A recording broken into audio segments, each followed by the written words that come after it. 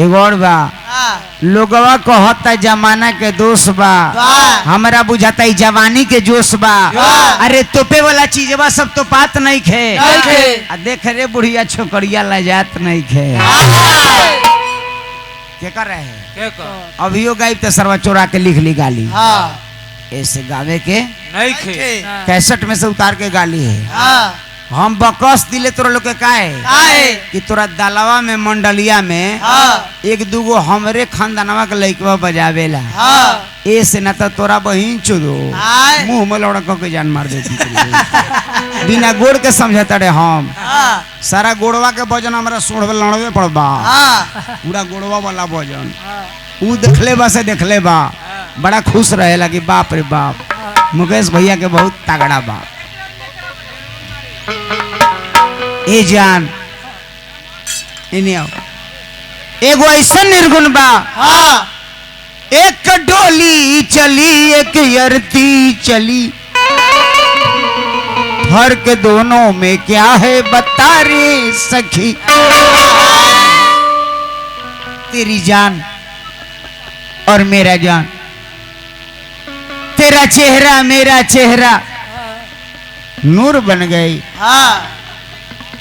मैं मिल नहीं सका मेरा दिल मजबूर बन गई मैं चाहा मैं जान के अपने पास रखूं मैं चाहा मैं अपने जान के पास रखूं लेकिन बर्दाश्त करते करते दिल को सबूर मिल गई।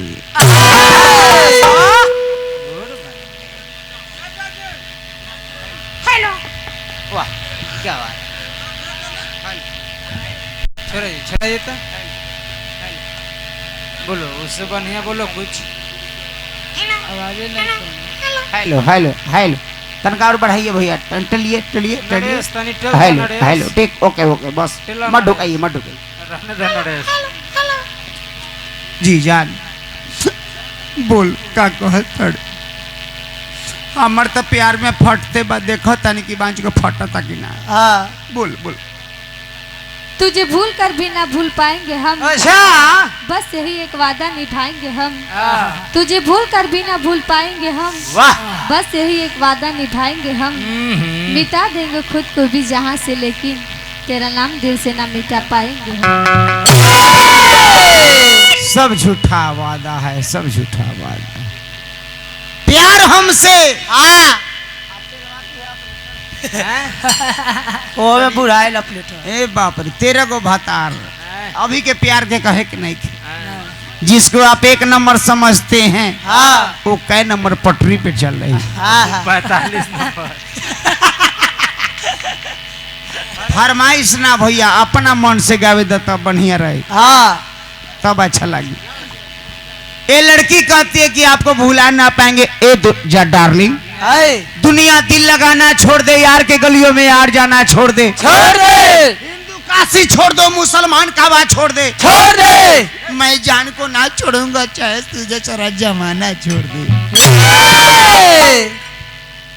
न जीने की खुशी न मरने की गम बस तुमसे मिलने की दुआ करते हैं हम न जीने की खुशी न मरने की गम बस तुमसे मिलने की दुआ करते हैं हम जीते हैं इस आस पर कि तुम आओगे और मरते नहीं इसलिए कि तुम अकेला हो जाओगे। इसलिए मरती है कि लंगड़ा ब्यास अकेला हो जाएगा सीधे लाड़ पर धोखा हो जाएगा इसीलिए जीत के गार मार लेंगे डार्लिंग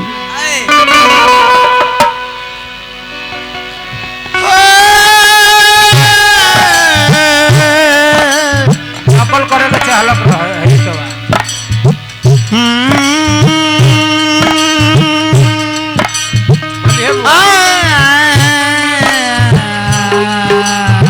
रिकॉर्डिंग कर ले पूरा कोशिश कर ली है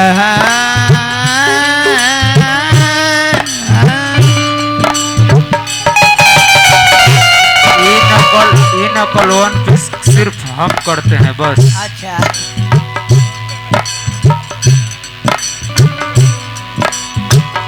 याद याद याद बस बस तेरा याद आता है बस भूलाना यदि आसान होता भैया ए भैया भुलाना यदि आसान हो तो ये बहन से दर्द का पैदा न होता। ये दर्द दर्द याद याद याद बस याद तोर सतावे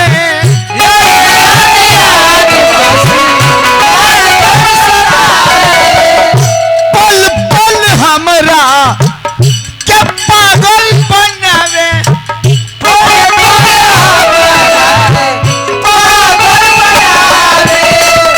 कहाँ चली गई रे सनम बेवफा। बहन चुद हमरा से प्यार करके भाई जोरे सो रहा है। हाँ कौन भाई? कीरी काटता है, कीरी काटता है इसको। कीरी काटता है। खाद डालिए, खाद बाप से गाड़ मराएगा हमरा। कहाँ चली गई रे सनम बेवफा, कहाँ चली गई रे सनम बेवफा। सहब ना जुदाई और गम बेवफा।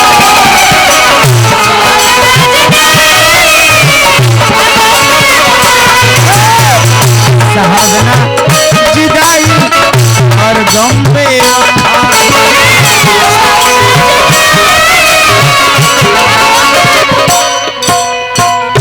ये तो जिए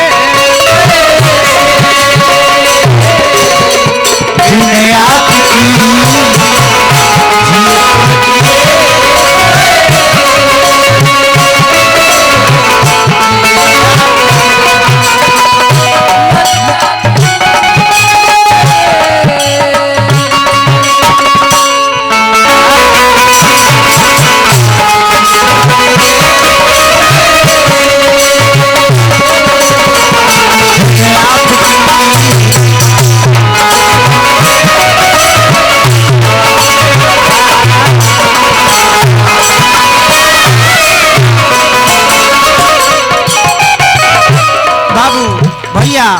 भैया तनी मुड़की मुड़ी हो एने वो मुस्कान एने वो भैया बाबू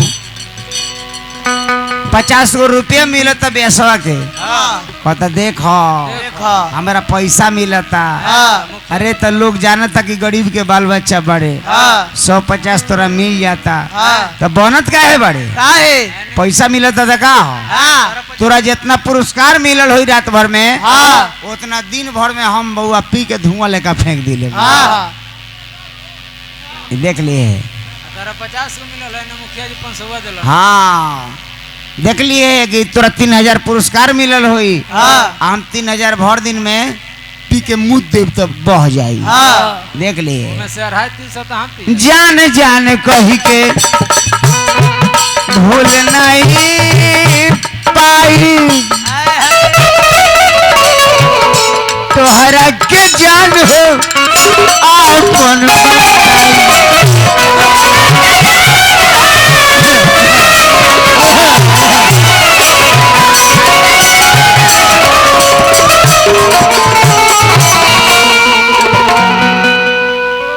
मंजिल से कारवां तक कुछ नजर नहीं आता। मंजिल से कारवां तक कुछ नजर नहीं आता। जब किसी डार्लिंग का सांस उड़ जाता। कितनो मनाई ले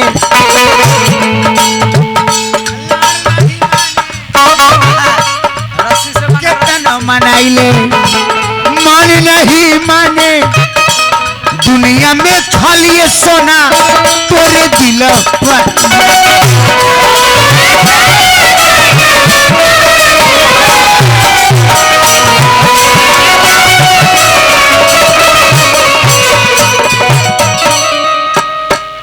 कितनो मनाइले कितनो मनाइले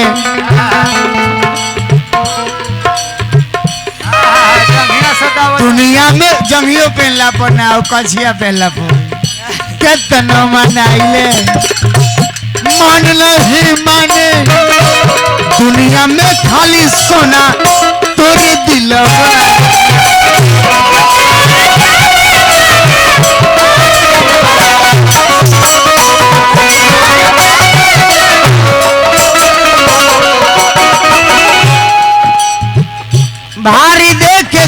हा जखम बेवफा भारी देख के गइलू जखम बेवफा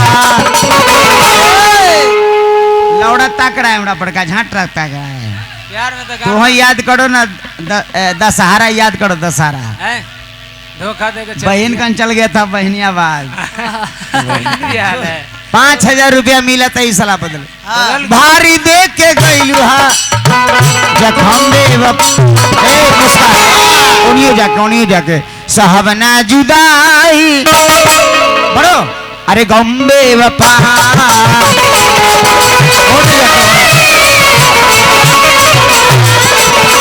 साहबना जुदाई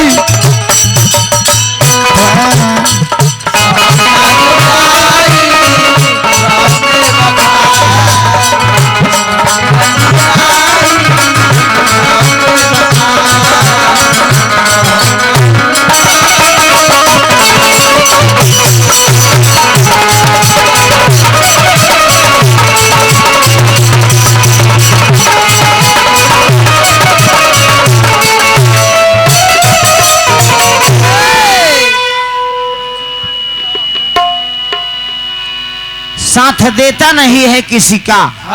मेन के बढ़ाओ नरेश बाबू।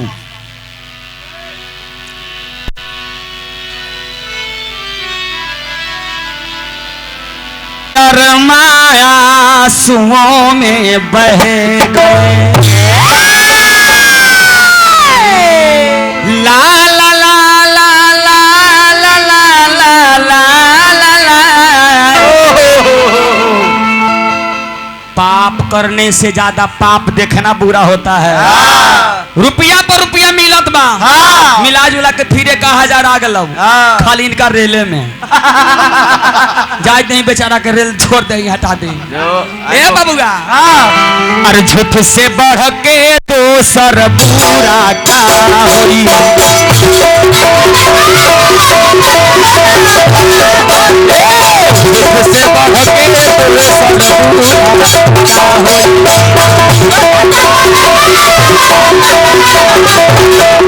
झूठ से बढ़ के दोसर बुरा का होई मन के सोचल सबके पूरा ना होई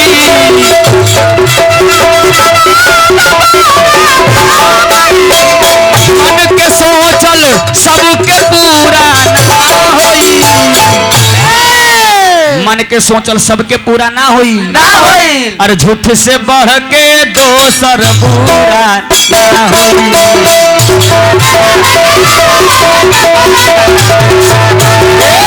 झूठ से बढ़ के दोसर पूरा ना होई।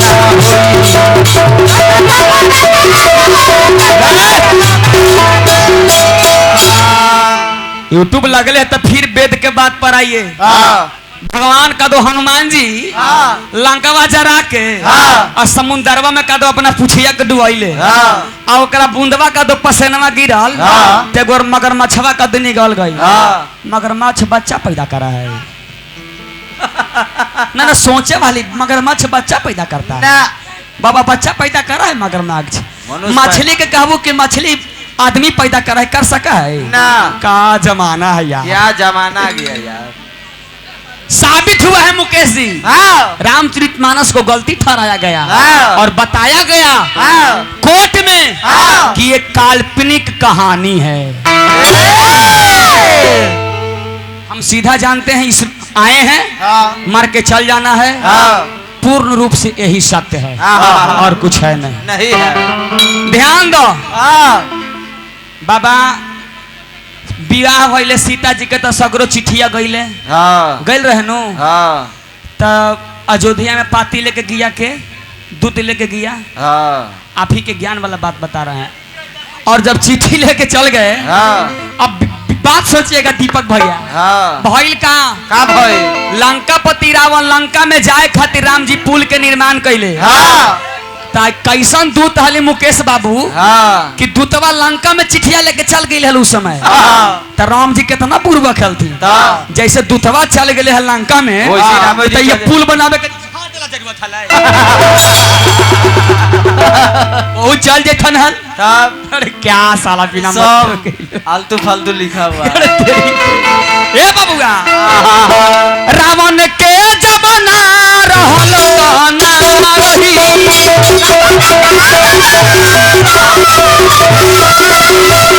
माने कोई या ना माने ना सही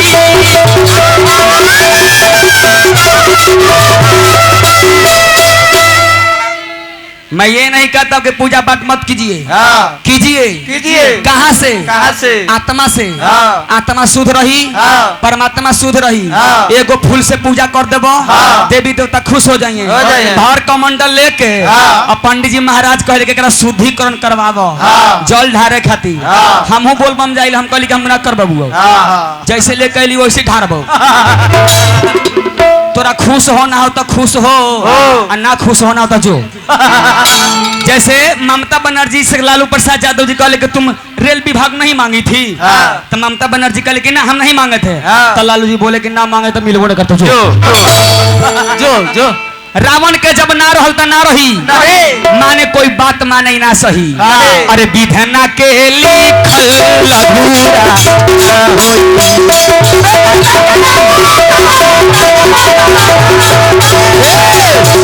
के लिखल अधूरा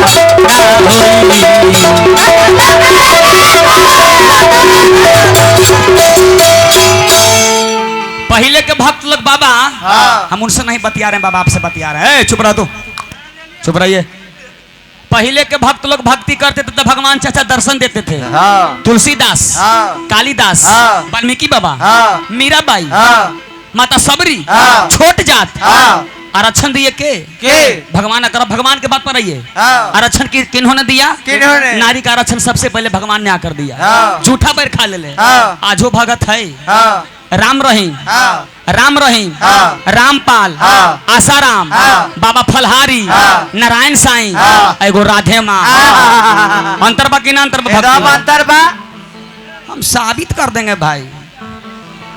छोड़ दी तब हाँ, तो चाचा उनको बोलना नहीं चाहिए था, उनको बोलना नहीं चाहिए था या करना। अब जाए दी अजुराल दोनों भी हमारा- टपक गए। वो बोझ गए बा। अरे हम ही बोलेंगे, अगला बार में वो बोलेंगे, टेंशन मत रहिए।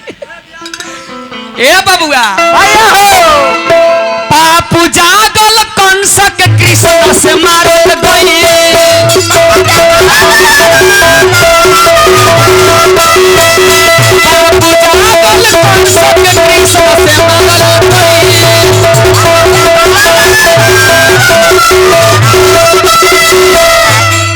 हमनी के देवता के गो संतोष भैया? काय गो? जयपाल भैया कई गो?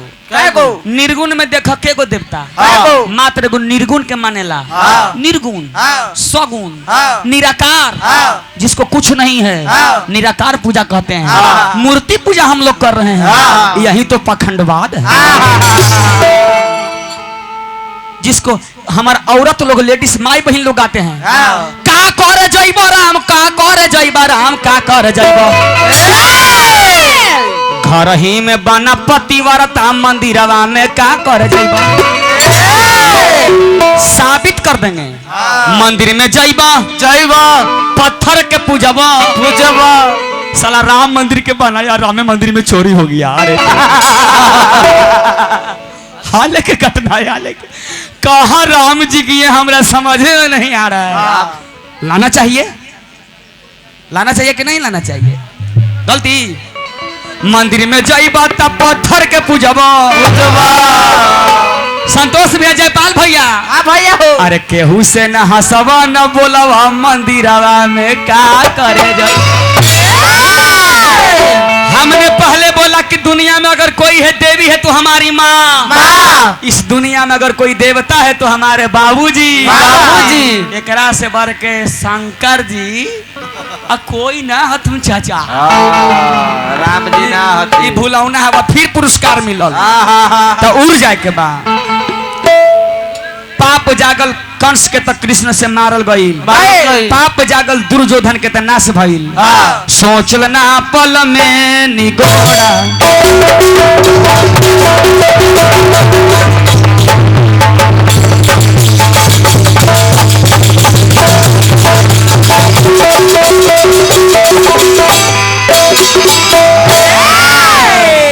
अब तनी कहानियां पर चली आवो। कहानी